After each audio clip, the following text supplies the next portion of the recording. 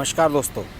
गृह मंत्री अमित शाह एक बार फिर 2 दिन के दौरे पर पश्चिम बंगाल जा रहे हैं और जिस समय मैं ये वीडियो बना रहा हूँ शुक्रवार की शाम को, तो जानकारी मिल रही है कि शुक्रवार की देर रात तक वो वहाँ पहुँच जाएंगे और शनिवार और रविवार 2 दिन तक पश्चिम बंगाल में रहेंगे।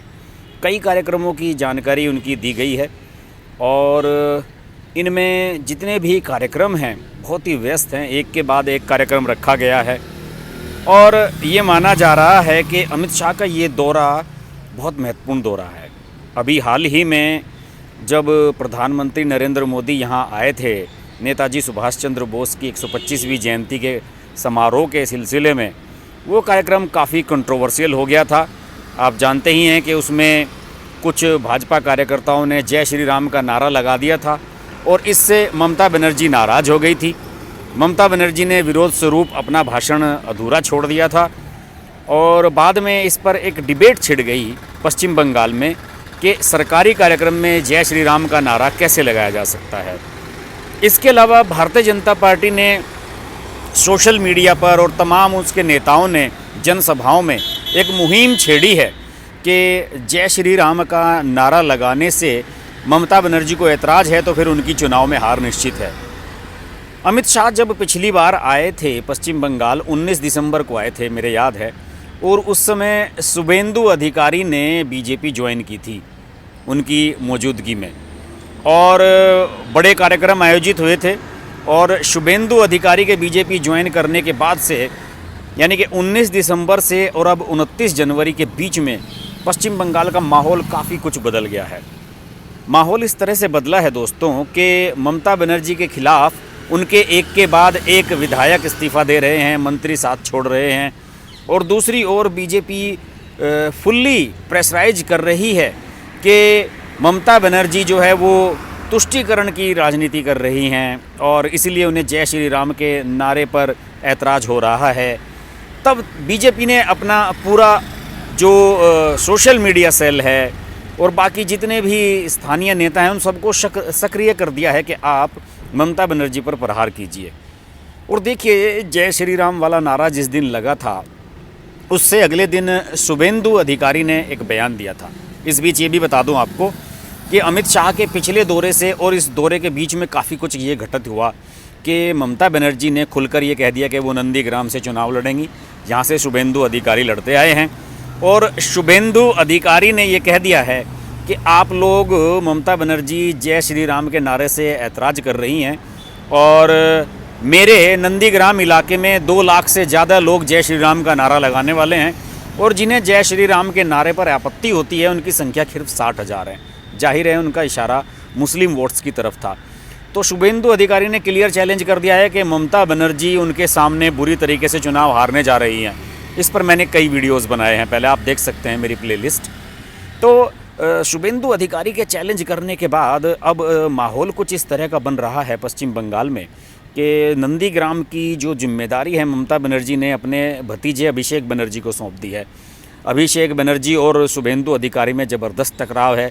शुभेंदु की वजह से ही शुभेंदु और अभिषेक बनर्जी के बीच में जो तनाव है उसकी मेन वजह यही है कि अभिषेक बनर्जी को ज़रूरत से ज़्यादा तवज्जो जब देने लगी ममता बनर्जी तब वो नाराज़ हो गए थे और बीजेपी में चले आए थे।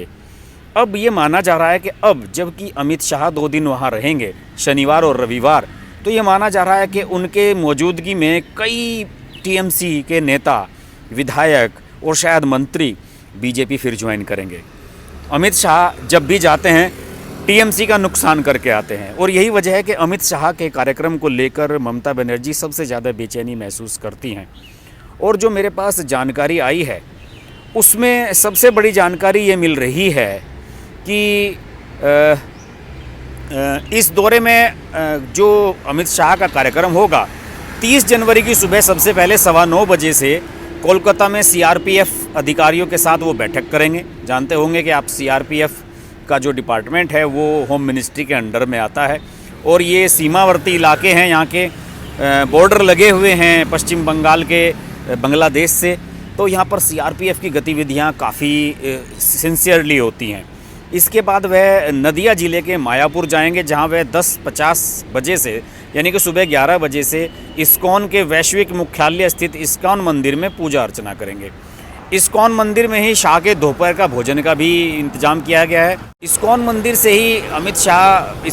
में अमित शाह भोजन करेंगे। वहाँ से वे नॉर्थ 24 परगना के ठाकुर नगर आएंगे और यहाँ पर एक जनसभा को संबोधित करेंगे। और यहाँ पर ये माना जा रहा है कि मतुआ समुदाय की एक रैली होगी।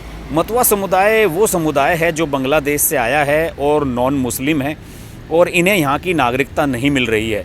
और सुनने में आ रहा है कि यहाँ जो नागरिकता संशोधन कानून है CAA, उसे लागू करने के बारे में भी महत्वपूर्ण घोषणाएं अमित शाह कर सकते हैं। और इन मतुआ शरणार्थियों का बंगाल के ज़िलों में बहुत भारी प्रभाव है। अगले दिन रविवार सुबह अमित शाह कोलकाता में भारत सेवाश्रम संघ के कार्यक्रम में जाएंगे, जो लगभग 11:15 बजे से होगा। यहाँ से वे महान समाज सुधारक ईश्वर चंद विद्यासागर की एकेडमी जाएंगे, जिसका निर्माण राज्य सरकार करा रही है। ये इंटरेस्टिंग प्रोग्राम है। मैं आपको बताऊं कि ये जो कार्यक्रम है विद्यासागर एकेडमी में जाने वाला, ये बड़ा दिलचस्प कार्यक्रम है। और जब 2019 के लोकसभा चुनाव के दौरान अमित शाह का रोड शो हुआ था और यहाँ बवाल हुआ था, तो कोलकाता के कॉलेज स्ट्रीट में कोलकाता विश्वविद्यालय के कैंपस में विद्यासागर की मूर्ति को तोड़ दिया गया था। इसे लेकर विवाद हुआ था और तृणमूल ने भाजपा नेताओं पर आरोप लगाया था। और इसके बाद ममता बनर्जी ने यहाँ विद्यासागर की नई मूर्ति स्थापित करवाई थी और शोध कार्यों के लिए उनके नाम पर एक एकेडमी यहाँ पर स्थापित की जा रही है। इसलिए ये कार्यक्रम बहुत महत्वपूर्ण है और माना जा रहा है कि वो अगर विद्यासागर एकेडमी में आते हैं तो इसके मायने राजनीतिक बहुत ज़्यादा हैं। इसके बाद हावड़ा के डोमूर जला में एक रैली को वो संबोधित करेंगे लगभग 1 बजे दोपहर रविवार, और इसी में ही सारा खेल होने जा रहा है। इसी रैली में TMC के बड़े बड़े नेता, विधायक, सांसद, कई लोग जिनकी लिस्ट लंबी चौड़ी बन रही है, सुनने में आया है कि ज्वाइन कर रहे हैं BJP को। और इनमें जो अभी हाल ही में जिन्होंने इस्तीफ़ा दिया है TMC से, राजीव बनर्जी, जो कि वन मंत्री थे ममता बनर्जी की सरकार में, उनकी चर्चा है कि वो BJP ज्वाइन करेंगे। इसके अलावा हावड़ा के बाली से जो विधायक हैं वैशाली डालमिया, स्वर्गीय जगमोहन डालमिया की बेटी, ICC के जो चेयरमैन रहे हैं, BCCI के चेयरमैन रहे हैं, उन्हें पार्टी ने निष्कासित कर दिया था जिस दिन राजीव बनर्जी का इस्तीफ़ा हुआ था, क्योंकि उन्होंने राजीव बनर्जी के समर्थन में बयान दिया था। और वैशाली डालमिया का ये कहना है कि लोकल नेता TMC के उन्हें परेशान कर रहे हैं और उन्हें इज्जत तवज्जो नहीं मिल रही है। सुनने में आ रहा है कि वो भी BJP ज्वाइन कर सकती हैं। इसके अलावा तृणमूल छोड़ने वाले विधायक प्रबीर घोषाल और कई अन्य नेताओं की भी जानकारी मिल रही है कि वो BJP ज्वाइन कर सकते हैं अमित शाह की मौजूदगी में। तो अमित शाह का ये जो दौरा है ये बहुत दिलचस्प है। और ये भी सुनने में आ रहा है कि इसके बाद जब ये सब कार्यकर्ता शामिल हो जाएंगे BJP में, तो उसके बाद वो शाह उलबेड़िया जाएंगे और वहाँ पर अनुसूचित जाति समुदाय से आने वाले बागदी परिवार के घर पर दोपहर का भोजन करेंगे।